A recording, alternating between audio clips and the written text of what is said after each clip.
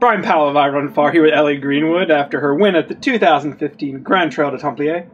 Nice work out there, Ellie. Yeah, no, I'm super pleased with that result, for sure. You actually had to race today.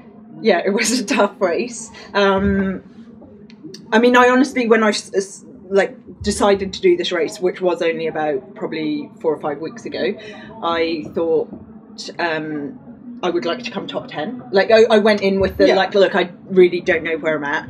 And then, but I will admit, like, when I was at Comrades this year, I think I kind of backfired because I went into that not feeling good. Mm-hmm. And then I sort of talked myself out of doing well. So, like, yesterday I was like, okay, you know, like, yes, be happy with top 10, mm-hmm. but equally don't go, oh, well, I'm in 5th, that's okay, right? You know, because maybe I could win, right? Mm-hmm. And but you're only going to win if you really push it. And, Jasmine definitely pushed me nicely up the hills. Before Yasmin was pushing you, Annalise Rousset took it out.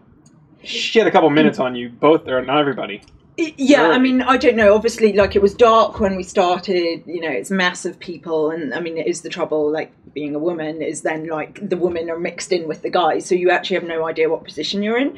And I was running with Jodie Adams-Moore for a while. And, and Jasmine, like, we were sort of, like, all around the same bit and we passed back and forth. And I did say to, like, Jodie, and this was in the dark, in the early sort of, like, hour and a half or so, I said to Jodie, like, oh, it'd be quite nice if we found out what position we're in. I said, I don't really care, but, like, it would be nice at least to you have a reference. Yeah, exactly. And then I guess when I came into the first aid station, maybe I think I was second at that point with Annalise in mm-hmm. the lead. But I knew that, okay, I'm in second, but Jodie's literally behind me, Jasmine's literally behind mm-hmm. me, and I don't know who else might be within a few minutes. So, yeah, but, I mean, I went out at what I thought was a pretty fast pace. Yeah. And then coming into the second aid station, you caught... Or you were running with Yasmin side by side. And yes. Yeah. You were asking who was ahead and... Yeah, well, I just, like I said, I mean, I asked because it's like, okay, the first aid station, it was like, okay, I'm in second, great. And then I left and I was like, and I think I was like behind by 4 minutes, which was fine. Okay, I didn't really care. It was just good to have the information. And then it was like, yes, but who is in first, right? And I was like, well, it could be... You know, I was like, could it be Cassie? I don't know. Or could it be Hillary or some, you know, one mm-hmm. of the US? Or I was like, or it could well be some French woman who I don't really know, right? So, no, it's just nice to have kind of know who you're behind. And were you and Yasmin still together when you went by Annalise? I can't even remember, Brian. Come on, it's a couple of hours ago. No, I mean, the thing was, and like, I mean, I even sort of joked to Jasmine, like, you know, like on an uphill, she would go past me and I was like, oh, there you go again. And she's like, see you on the next downhill. Like, so it was immediately obvious from the start. So we were doing this kind of like, and you always knew like we were in the right. So no, I think I was kind of on my own. But again, Jasmine was not far behind. And it just depended, honestly, on whether there'd been an uphill or a downhill. And on the flats, you were more or less evenly paced? Oh, yeah, we're pretty even on those. Yeah. Now, when you finally started to get ahead of her, did it feel like you were making a move, or that did you know you were sort of gapping her? No, I didn't, because again, it was like, well, I'm probably just on a downhill, and then it was, we're coming, but then I thought maybe I've got a bit of a lead, because then we'd done an uphill, and this was coming up to around like 60k, and we were coming up, you know, a bit of an uphill, and I was like, oh, well, she's not caught me, but then I like looked over my shoulder, and she was literally like 5 meters behind me. I don't know if she saw me, I'm not sure, but I did know, like, okay, so then there was still a bit more of uphill and flat, so I'm like, okay, you know, I'll just like carry on going and try, because I knew there was a downhill coming. And a very long one. It's a long, gradual, kind of rocky downhill. I would have to consult my nice tattoo here. But yeah, so I knew, so I was like, well, if I can like keep in the lead, you know, psychologically that helps me and, you know, is not helpful to her, right? Yeah. And then, okay, get on the downhill. Yeah. And even the last climb, you probably wouldn't have known it during it, but like, you must have been moving because you put time on her on that final climb. It didn't seem like I was moving. No. It really didn't. I mean, those last climbs are like, and people said, oh yeah, they're tough, but they are tough. like they're scrambly and they're super steep, and you could see like I don't know, there's a radio mast or something, and you look up and it's like, oh, that seems like, you know, someone's like, oh, it's only 5 minutes away, and they're like, I'm hardly moving.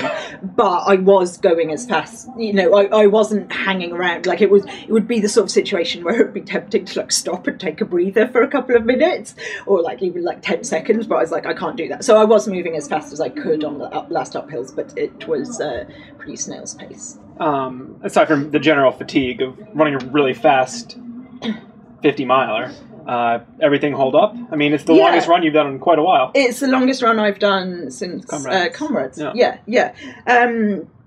Yeah, like I think I maybe slightly pushed beyond my fitness, really, to be honest. Bit of cramping out there? Bit of cramping, like it didn't get serious, but I was like, I never cramp, and I was like, after an uphill there was a lot of flat, and I'm like cramping in my groin, and then like, earlier my feet had been going, right? It never went bad, but, and that was honestly why the last uphills were hard. Like I wasn't really breathing super hard, but it was just like my legs were like tight and super stiff, and then like going on the downhills, like they're not necessarily nice flowy downhills, so they're a bit jarring, and when your legs are a little crampy, it's especially the beginning of this last descent is jarring's a good word for it. Yeah, I mean, it's, you know, like, you know, you're leaping there and then it kind of makes a turn, but I mean, I actually felt fine on the downhills right through until the end, and so yeah, no, I was pretty, you know, all right. But none of the injuries you've dealt with this year were bothering you at all? Not so far, no. Nice. I mean, we'll see tomorrow, right, whether, but no, right now I just feel like I can't walk. So normally at this point in the season, you're tired. I mean, any runner who's like run all season is pretty tired. Yeah. You've run two ultras technically before this, but a 44K and Comrade. But you know, I would guess you're still fresh and you've been building fitness. Yeah. Does that make you kind of excited to think about North Face 50 in no, definitely. a little over a month? Yeah, no, for sure, because I mean, it was kind of funny, like everyone's, oh, this is the end of season, and I'm like, oh, it's kind of the start of mine, right? But no, I wanted to, the Templiers had been a plan like right at the start of the year, and so when I was dealing with injuries in kind of like June, July, it was like, okay, well, maybe it's still doable and I would still like to do it because, you know, I'd heard it was an awesome race apart from anything. And, you know, it's nice to go, okay, well, I did something that was kind of on my calendar. So now I will, you know, I am aware I've got to be, you know, a little bit careful. I do still, not right now, but have niggling aches and pains. So I will, you know, rest properly. And then I mean, I have said I'm doing North Face 50. I'm sure I will. I mean, I haven't, you know, signed up or no. And I mean, I totally plan to. It was kind of based on how today went. You know, like if I'd come out today like limping, then it might, maybe I shouldn't. But no, honestly, today was more of a, you know, a stepping stone in a way. So yeah. So how will you tailor what you're doing between now and North Face? Like, I don't think, I mean, it was obviously slightly difficult training for this because I'd never seen the course, right? So I think I'll do like reasonably similar. I mean, obviously North Face is faster. I think like the last time I ran it, I probably finished maybe like 50 minutes or so faster than I did today. And I got 77k today as opposed to 80k, so it's pretty similar distance. So probably, I mean, there's no need, like today there was like some real like hiking and rocky sections. Obviously there's no need to do that for North Face, but I'll keep on like runnable trails and that kind of stuff and keep up with some speed as well. So all right, well, congratulations on your great return back to the trails, Ellie. Thank you so much. See you out in San Francisco in a couple weeks. Look forward to it. All right.